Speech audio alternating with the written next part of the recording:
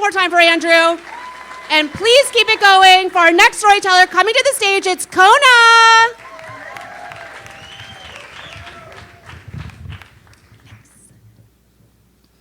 My boy genius older brother got A+ on everything. Every assignment, every test, just A+, A+. And every new school year, I would go to my new classroom, and the teacher would say, "Oh, you're Dylan Morris's little sister." And what I heard was, "Oh, you poor thing. You will never, ever become remotely as good of a student as your highly gifted, extraordinarily brilliant brother. You might as well just give up now."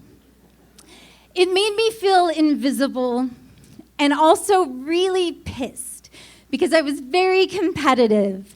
I think that's what happens when you are the youngest and only girl with a know-it-all older brother and a whole slew of bossy older boy cousins who just constantly make you prove that you are worthy of tagging along.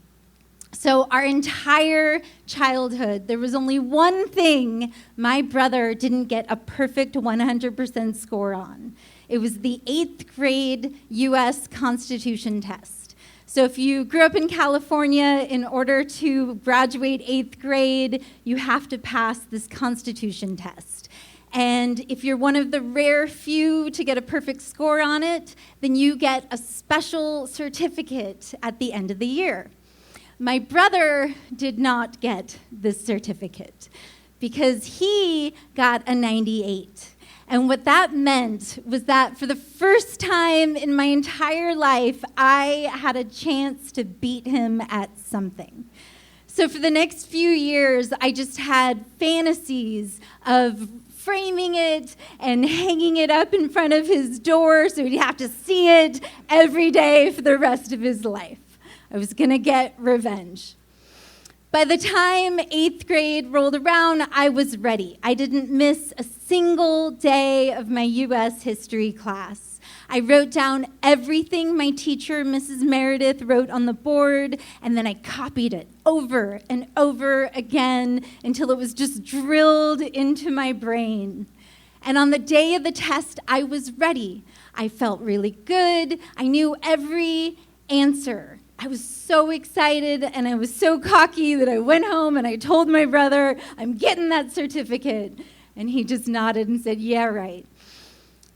But a couple days later, when Mrs. Meredith gave us our scores, I had a 99.5 instead of 100. And maybe I should have been happy because I still beat his score, but I wanted that certificate to properly rub it in his face. I wanted to make copies and leave it on his pillow and his dresser. It was going to be my revenge for living my entire childhood in his shadow. So I go and talk to Mrs. Meredith, and she informs me that she took off a half a point because I misspelled a name. Dan Hamburg, who was a member of the U.S. House of Representatives. And she says that I spelled his last name, Hamburg, with an E at the end. But I was like, no way, that is impossible. I memorized everything in my notes. No. And so I frantically open up my notebook and find the page with Hamburg, and I say, look, there's an E at the end of Hamburg in my notes. You must have written it wrong on the board. She was not very happy about my accusation. She said, "Kona, you just have to accept that you made a mistake. Get out of my office." But I could not accept this. It wasn't fair. This was beyond just my brother now. This was a matter of justice, which was one of the 3 branches of government that I was now an expert in. So at lunch break, I go to my best friend and I ask to see her notebook, and we scroll through, and there it is, Hamburg with an E. And I get another student's notebook, Hamburg with an E, and another's, and another. And by the end of the school day, I had collected every notebook from my class. And I go into Miss Meredith's office with this big stack, all of them open to the page with Hamburg's name. Every single one of us had put an E at the end. I demanded an apology and all of our half points back, or I was prepared to take it to the Board of Education. She did not apologize, but she did give us our points back. And at the end of the school year, I was called up to get my certificate for getting a perfect score on the U.S.Constitution test. And my brother didn't care.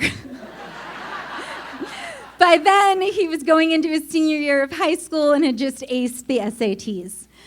But I realized it wasn't really about him.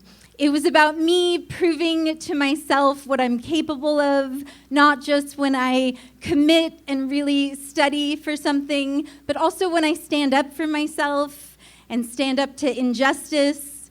Because I was not just Dylan Morris's little sister. I was my own person.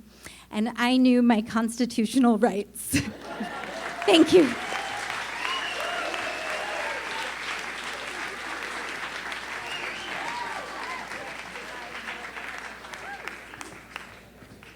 Please give it up one more time for Kona.